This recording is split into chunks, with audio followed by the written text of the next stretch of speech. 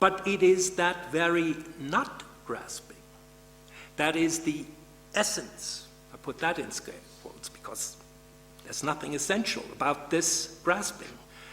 The essence of Musil's essayism, it does not even permit any talk about failure in terms of a goal not reached.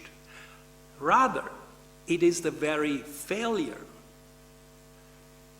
that affirms the world as endlessly open, as unendingly interpretable, as utopia. Musil does not see a purely subjective attitude in the affirmative utopian doubt of essayism, which rests on the poetic speech of an aesthetics of skepticism. Rather, for Musil, this form of skepticism has about it an objectivity which consists in the fact that the poet, as essayist, connects things that are isolated by our own doing amongst themselves according to the world as an unending interconnectedness. Thus his novel, Man Without Quality, abandons radically the principle of any strong teleological development. The novel breaks with the epic continuum of classical narrative in favor of a composition of changeable nomadic fragments, each of which never means. The German word bedeutet is relevant here. I'm sorry, there's no good translation because I'm using deuten elsewhere. Never means totality, but only alludes, undeutet, plays with anything that it signifies. Shattering the world by way of the metaphorical or chiasmic, Musil poses for himself the task of utopian doubting, namely, to render the utopian structure of the world, that is, to discover always new solutions, contexts, constellations, and variables. It could be objected at this point that what is practiced in essayism, namely this utopian doubting,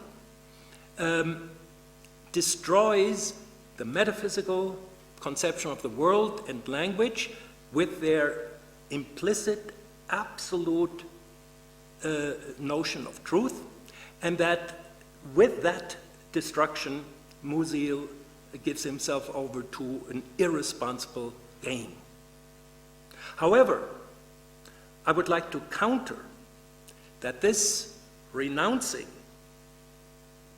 by way of essayism of the absolute demand for truth is not ending in Musil's work in the autonomy of l'art pour l'art, but has, and here I think we need to be careful, and I want to be, but has an inherent ethical aspect. Musil gives this aspect of ethics within essayism an expression when he says, for me, there is a tie-in of the word essay of ethics and aesthetics.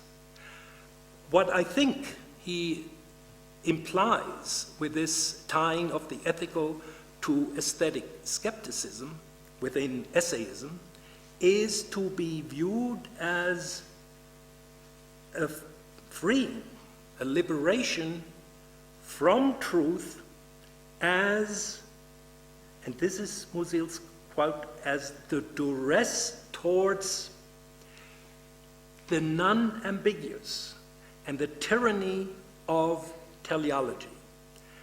It's a liberation towards the truth of utopian, endlessly experimental structure of the world, a world that is always different from itself, and thus, scare quotes, ethical in its irreducible selflessness, its inherent openness to otherness.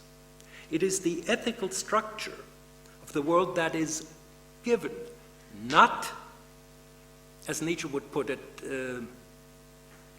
falsified by our will to power for utilitarian purposes. In other words, a world that is not anthropomorphically instrumentalized, a world whose parts are chiasmically united, in other words, poetically united, that means that in the already cited words of Musil, that every part of the world loses its Eigensinn, its individual sense, a sense as an isolated meaning, and gains the sense of neighborliness. Now,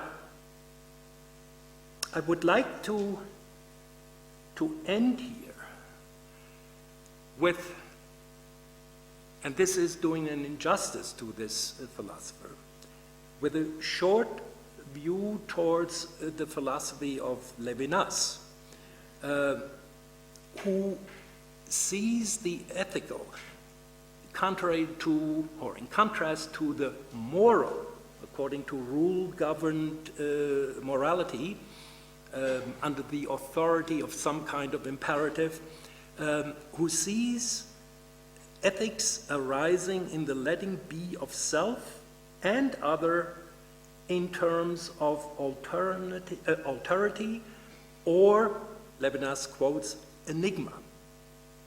This constitutes, I believe, the ethics, or the ethical dimension of Musil's, and indeed, and this is a bit of a stretch, Nietzsche's ethics, namely, as a relationality irreducible to comprehension. I conclude by suggesting that Nietzsche's dictum, to live dangerously, and it is a risk-taking to allow oneself to be open to this otherness that is inherent in the world. To live dangerously might in this ethical context be interpreted not as the recklessness of anything goes, but as the risk one necessarily takes in relating to oneself and the other as other, beyond the certitude of any calculability resulting from, and here's a Nietzschean term, Gleichsetzung. Gleichsetzung means to equalize everything, making everything the same. This too is echoed by Levinas when he calls the communication with the other based on the incertitude of singularity, an altruism in the sense of a transcendence of selfhood that is by definition a dangerous life, a fine risk to be run. And I would say we should all take this risk. But the moment I say should, I'm already back in morality, so I leave it at that. Now, thank you very much for listening.